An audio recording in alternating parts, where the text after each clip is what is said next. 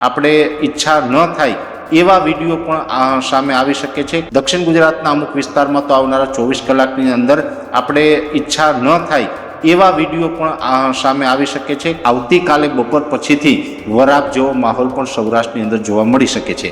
આજની રાત એવી છે કે નીચાણવાળા વિસ્તારમાં લોકોએ સાવચેત રહેવું।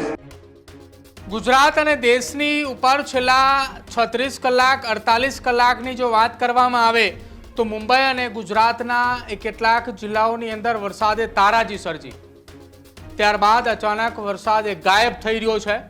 તમામ જિલ્લાઓ પર જે વાદળ છાયું ગઢ એ વાતાવરણ જોવા મળતું હતું કે જ્યાં વીજળીના કડાકાઓ સાથે વરસાદ થતા હતા, એ વરસાદ હવે અચાનક બંધ થઈ રહ્યો છે। ગુજરાતમાં છેલ્લા 24 કલાકમાં 11 લોકોના એ વરસાદમાં મોત પણ નિપજ્યા છે અને હવે આ તમામની વચ્ચે આવનારા દિવસોની શું પરિસ્થિતિ, વધુ એક વખત વરસાદની એક ભયાવહ સિસ્ટમ એક્ટિવ થઈ રહી છે, ક્યાં એ સિસ્ટમ એક્ટિવ થઈ રહી છે અને શું પરિસ્થિતિ છે આવનારા સમયમાં ગુજરાત અને દેશની, તેને લઈને ચર્ચા કરવી છે।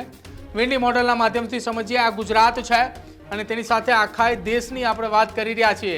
ત્યારે સૌથી વધુ વરસાદની સ્થિતિમાં હાલના તબક્કે આમ તો છેલ્લા 48 કલાકની જો વાત કરવામાં આવે, 24 કલાકની વાત કરવામાં આવે તો ગુજરાત, મધ્યપ્રદેશ અને મહારાષ્ટ્ર લાલઘૂમ હતું, પરંતુ અચાનક ગુજરાત ઉપરથી વાદળો ગાયબ થઈ રહ્યા છે, વરસાદ પણ ગુજરાત ઉપરથી જતો રહ્યો છે। સ્થિતિ હવે મુંબઈ અને ગોવાની આસપાસ અને સાથે જ ઉત્તર પ્રદેશ, બિહાર, ઝારખંડની પરિસ્થિતિની અંદર ત્યાં વરસાદની સ્થિતિ છે। નવી સિસ્ટમની જે વાત કરવામાં આવી રહી છે તે આવનારા 3 દિવસ બાદ એટલે કે લગભગ 11-12 તારીખની આસપાસની સ્થિતિએ નવી સિસ્ટમ સક્રિય થાય તેવી સ્થિતિ છે। 11 તારીખની આસપાસ, 12 તારીખની આસપાસ વાત કરીશું કે 11 અને 12 તારીખની આસપાસ શું સ્થિતિ છે, કયા પ્રકારની વરસાદીય સિસ્ટમ જે છે કે જેના કારણે ગુજરાત અને સાથે જ મધ્યપ્રદેશ, મહારાષ્ટ્રના જિલ્લાઓ, રાજ્યો જે છે ત્યાં વરસાદ પડે તેવી શક્યતા જે વાત કરવામાં આવી રહી છે, જે સિસ્ટમની વાત કરવામાં આવી રહી છે, એ સિસ્ટમ આપ જુઓ લગભગ લગાતાર 4, 5, 6 દિવસ સુધી સતત ગુજરાત સહિત એક પણ રાજ્યની અંદર વરસાદી સિસ્ટમ નથી જોવા મળતી અને ત્યારબાદ સિસ્ટમો જે સક્રિય થવાની વાત થઈ રહી છે એ સિસ્ટમ બંગાળની ખાડી નજીક, આજે પશ્ચિમ બંગાળના ભાગની આસપાસ જે બંગાળના ખાડીની અંદર સિસ્ટમો જોઈ રહ્યા છો એ સિસ્ટમ સક્રિય છે। બાકી અરબી સમુદ્ર એ આખો કોરો દેખાઈ રહ્યો છે, એટલે કે અરબી સમુદ્રમાં એક પણ જગ્યા ઉપર કોઈ નવી સિસ્ટમ નથી બની રહી। આવનારા 13 તારીખે 14 તારીખની આસપાસ જે સિસ્ટમ બની રહી છે એ પશ્ચિમ બંગાળના દરિયાઈ ખાડી એટલે કે બંગાળની ખાડીમાં આ જે ખાડીવાળો ભાગ છે અહીંયા જે સિસ્ટમ બની રહી છે એની અસર આવનારા સમયમાં ધીરે ધીરે આગળ આવી રહી છે અને એ આગળ આવતા એ ગુજરાત તરફ એ સિસ્ટમ આગળ આવશે અને ત્યારબાદ ગુજરાતની અંદર વરસાદની અસર દેખાય તે પ્રકારની આગાહી વ્યક્ત કરવામાં આવી રહી છે। આપ જુઓ જેમ જેમ દિવસો આગળ જતા રહ્યા છે એમ સિસ્ટમ એ વધુ મજબૂતાઈ સાથે આગળ વધતી આવી છે। વધારે સિસ્ટમ મજબૂતી ત્યારે થવાની છે અને હવામાન નિષ્ણાંત પરેશ ગોસ્વામી સહિતના હવામાન આગાહીકારોએ વાત કરી છે કે 15 તારીખ બાદ ફરી એકવાર વરસાદના નવા રાઉન્ડની શરૂઆત થશે, પરંતુ આપણે ભૂલવું ના જોઈએ કે જૂનની અંદર જે 15 દિવસ એ સુપર અલ્નીનોની અસરની વચ્ચે વરસાદનું એક ટીપું પણ ગુજરાતની અંદર નહોતું જોવા મળ્યું, એ પરિસ્થિતિ હજુ પણ છે। એવું નથી કે વરસાદ વરસી રહ્યો છે એટલા માટે કે આ સુપર અલ્નીનો છે જ નહીં અથવા તો એની અસર નથી, એની અસર હજુ પણ દેખાઈ રહી છે અને ક્યાંક તેની જ અસરનું આ પરિણામ છે કે લગભગ એ આ જે પરિસ્થિતિ દેખાઈ રહી છે એ સતત 8-10 દિવસ સુધી કોરું આખું ગુજરાત અને રાજસ્થાન ઉપર કોઈ વરસાદી સિસ્ટમ ન જોવા મળે અને છેક 15 તારીખ બાદ બંગાળની ખાડીની અંદર સિસ્ટમ સક્રિય થાય અને એ સિસ્ટમ ગુજરાત તરફ એક્ટિવ થાય તેવી વાત કરવામાં આવી રહી છે। આ તમામની વચ્ચે હવામાન નિષ્ણાંત પરેશ ગોસ્વામીએ આગાહી કરતા શું કહ્યું અને ક્યારે ગુજરાતની અંદર નવા વરસાદની રાઉન્ડની શરૂઆત થશે, ક્યારે દ્વારકા, જામનગર સહિત કચ્છની અંદર વરસાદ પડશે, ક્યારે જિલ્લાઓની અંદર વાવણી થશે, તેને લઈને શું કહ્યું સાંભળો એકવાર। કે આ વરસાદનો સાર્વત્રિક રાઉન્ડ હતો એટલે જ્યારે પણ સાર્વત્રિક રાઉન્ડ આવે એટલે સ્વાભાવિક રીતે 75-80% વિસ્તારને લાભ મળતો હોય, કેમ કે ગુજરાત આમ પણ રાજ્ય છે એ વિસ્તારની દ્રષ્ટિએ મોટું છે એટલે સાર્વત્રિક રાઉન્ડમાં પણ 20-25% વિસ્તાર છે એ વરસાદથી વંચિત રહેતા હોય ને એવું જ કંઈક આ રાઉન્ડની અંદર થયું છે। આ રાઉન્ડની અંદર જોવા જઈએ તો સાર્વત્રિક જે સારો વરસાદ થયો છે, અમુક જગ્યાએ ભારેથી અતિ ભારે વરસાદ થયો, જેમ કે દક્ષિણ સૌરાષ્ટ્રના ભાગો હોય, દક્ષિણ ગુજરાતના વિસ્તારો હોય, સાથે અમુક જગ્યાએ ઓછો વરસાદ પણ છે એટલે કે વાવણી લાયક નથી, 1 ઇંચ આસપાસ આસપાસ પણ વરસાદ છે અને અમુક વિસ્તાર સાવ કોરા પણ છે. જેમાં ખાસ કરીને ઓછા વિસ્તારવાળા વાત કરવા જઈએ તો પોરબંદર જિલ્લાના ઘણા બધા ગ્રામ્ય વિસ્તાર એવા છે કે ત્યાં વરસાદનું પ્રમાણ નથી અથવા તો ઓછો છે. એવી જ રીતે દ્વારકા જામનગરમાં પણ મોટાભાગના વિસ્તારની અંદર વરસાદની ઘટ છે. સુરેન્દ્રનગર મોરબીમાં પણ આમ એકંદરે વરસાદ થયો છે પણ અમુક વિસ્તારમાં વરસાદ ઓછો છે. અને કચ્છ જિલ્લાની અંદર જોવા જઈએ તો એક વાગડ વિસ્તાર છે. અમે ઘણા સમયથી આપને જણાવતા હતા કે એક વાગડ વિસ્તાર છે, રાપર તાલુકો છે, એની અંદર વરસાદ જોવા મળી શકે એવી રીતે ગત રાત્રે એટલે કે 6 જુલાઈ 2026 રાતે ક્યાંક વરસાદનું પરફોર્મન્સ જોવા મળ્યું. બાકીના વિસ્તાર બાકી છે. ઉત્તર ગુજરાતમાં પણ મોટાભાગે વરસાદની ઘટ હતી પણ ગઈ રાત્રે પાટણ સહિતના વાવથરાદ જેવા વિસ્તારની અંદર સારો વરસાદ નોંધાયો છે. ભાભર તાલુકાની અંદર પણ વાવણી લાયક વરસાદ ગત રાત્રિના થયો હતો. એમ ઘણી જગ્યાએ વરસાદ બાકી હતો. ત્યાં આપણે ઘણા સમયથી માહિતી આપતા હતા કે 7 તારીખ સુધીમાં ઘણી જગ્યાએ થશે. એમ 6 તારીખે રાત્રે પણ થયું. આજે 7 તારીખે પણ અનેક જગ્યાએ વરસાદ થયો છતાં પણ વરસાદના વિસ્તારો બાકી છે. હવે અત્યારે જો સિસ્ટમની વાત કરવા જઈએ તો સિસ્ટમ છે એ હવે ધીમે ધીમે ઉત્તર પૂર્વ દિશા તરફ આગળ વધી રહી છે. એટલે સૌરાષ્ટ્રમાં જ્યાં અમુક વિસ્તારમાં વરસાદ વધારે પડતો હતો, જુનાગઢ, ગીર સોમનાથ, અમરેલી, ભાવનગર જેવા વિસ્તારમાં ધોધમાર વરસાદ પડતો હતો, ત્યાં હવે આજે મોડી રાત્રેથી વરસાદની તીવ્રતામાં ઘટાડો થશે અને આવતીકાલે બપોર પછીથી વરાપ જેવો માહોલ પણ સૌરાષ્ટ્રની અંદર જોવા મળી શકે છે.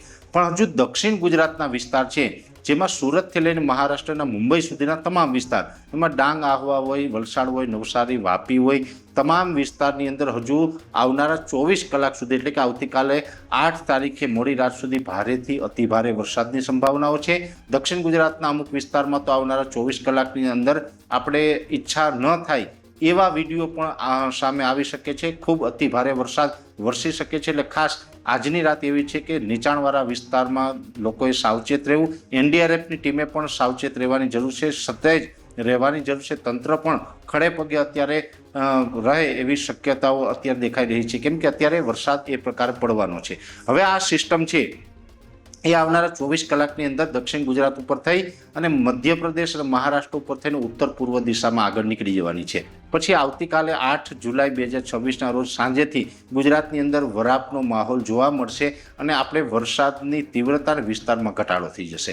જોકે આ સિસ્ટમ આપણાથી દૂર નીકળીએ પછી ગુજરાતમાં વરાપ હશે, કોઈ બીજા વરસાદના રાઉન્ડની શક્યતાઓ હમણાં હાલ પૂરતી નથી. આ એક વાત અલગ છે કે આવડી મોટી સિસ્ટમ 700 HPA લેવલથી પસાર થઈ હોય એટલે એનો અમુક ભેજ હોય, એને કારણે રાજ્યની અંદર છૂટાછવાયા વરસાદ ચોક્કસથી ચાલુ રહેશે. પણ એ છૂટાછવાયા વિસ્તારો એક સીમિત વિસ્તારમાં હોય અને વરસાદની તીવ્રતા છે એ પણ ઓછી હોય. હળવા મધ્યમ વરસાદ છે એ છૂટાછવાયા વિસ્તારમાં જોવા મળશે, કેમ કે આ ભેજનું પ્રમાણ પણ છે, સાથે ઓફશોર ટ્રફ હોય છે. એ મોન્સૂન ઓફશોર ટ્રફ છે એ પણ અત્યારે સક્રિય છે. એટલે 15 તારીખ સુધી આ પ્રકારના છૂટાછવાયા વિસ્તારમાં વરસાદ જોવા મળી શકે. જોકે બંગાળની ખાડીની અંદર એક નવી સિસ્ટમ બનવા જઈ રહી છે.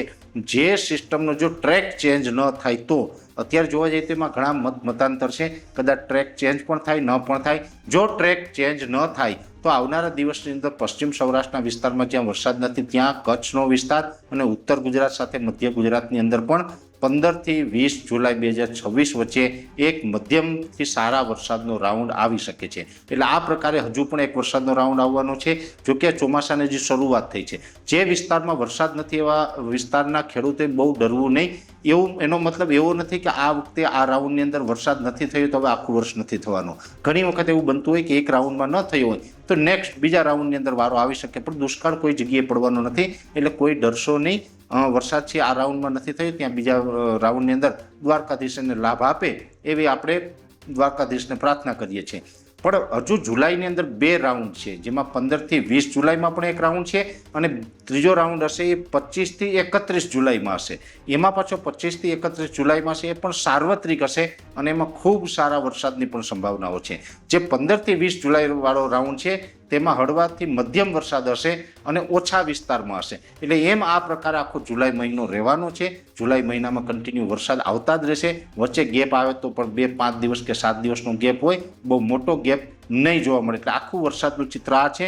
ખાસ કરીને અત્યાર સુધી જે વિસ્તાર વરસાદથી વંચિત રહ્યા છે એને હવે આવતીકાલથી બહુ આશા રાખવાની નથી. 15 તારીખ પછીથી આશા રાખી શકે છે. અને જે વિસ્તારમાં વધુ વરસાદ પડતા હતા, ઘણા ખેડૂતોને એવું છે કે વરસાદ થઈ ગયો છે, વાવણી બાકી છે, પણ હવે ખેતરમાં જવું કેમ કે વરસાદ કન્ટિન્યુ ચાલુ છે, એને હવે આવતીકાલે સાંજેથી પછી વરાપ મળવાનું ચાલુ થઈ જશે ને એ ખેડૂતો છે વાવણી કરી શકશે.